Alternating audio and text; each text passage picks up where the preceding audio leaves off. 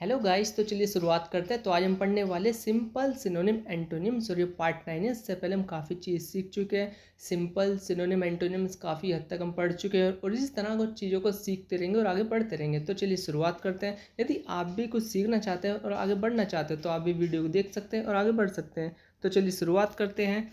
तो सबसे पहला वर्ड है हमारा गैस, जिसका मतलब होता है अनुमान लगाना। जब भी हम अनुमान लगाते हैं तो गैस वर्ड यूज़ करते हैं। एग्जाम्पल से समझते हैं इसको। I had to guess the answer on the last question. मुझे अंतिम प्रश्न का उत्तर अनुमान लगाना था।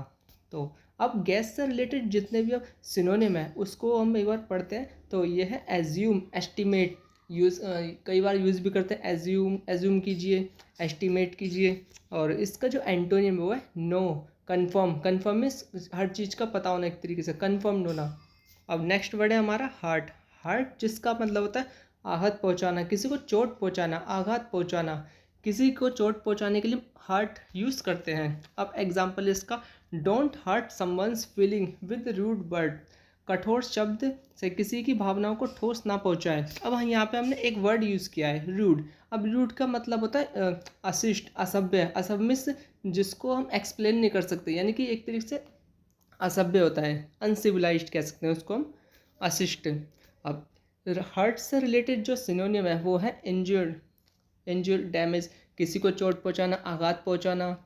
अब एंटोनियम है हमारा हील, क्योर। हील मीन्स किसी की देखभाल करना या उसको क्योर करना।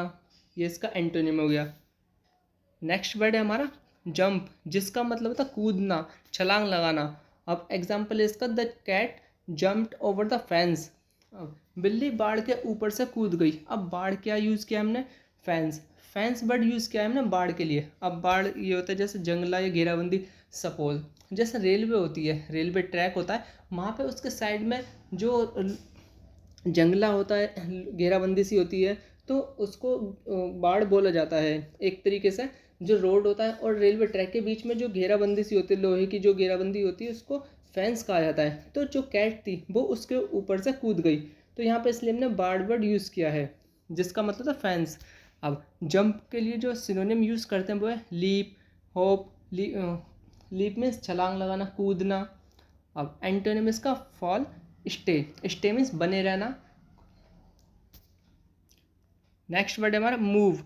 मूव जिसका मतलब कदम, चलना, खिसकना, एक तरीके से आगे बढ़ना। इसके लिए हम मूव यूज़ करते हैं। एग्जाम्पल इसका, we need to move the table to the corner.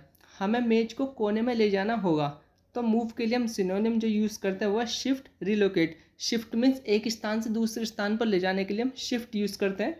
Move synonym है।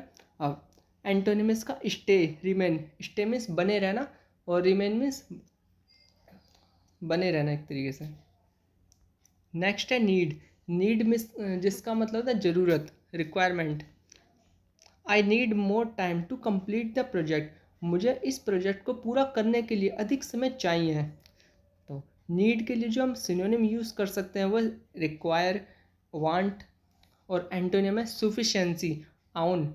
सुफिशेंसी मीन्स पर्याप्त, जो भी चीज़ हमारे पास सुफिशेंट है, एक तरीके से पर्याप्त है और ज़रूरत नहीं है। नेक्स्ट वर्ड है हमारा होप, जिसका मतलब आशा करना। I hope you have a great day. आशा है आपका दिन बढ़िया हो। होप के लिए हम सिनोनिम यूज़ कर सकते हैं विश, एक्सपेक्ट।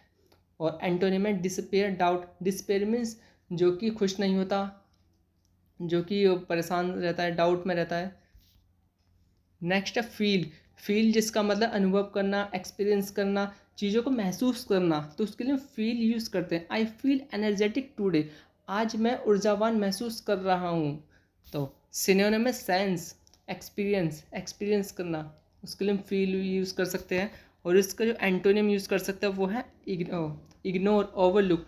ओवरलुक मीन्स अनदेखा करना, नज़रअंदाज करना। नेक्स्ट वर्ड है हमारा अर्न। अर्न जिसका मतलब कमाना।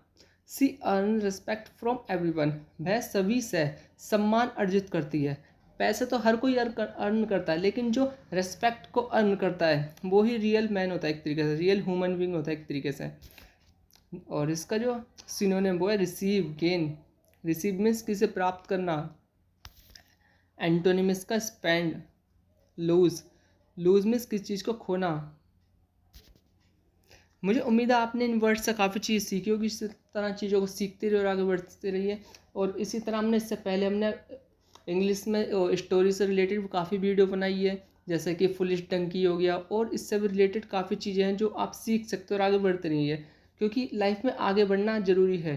कंसिस्टेंसी काफ़ी ज़रूरी है। यदि किसी चीज़ को सीखने आप कंसिस्टेंसी फॉलो करते हैं तो आप कुछ भी कर सकते हैं, कुछ भी अचीव कर सकते हैं।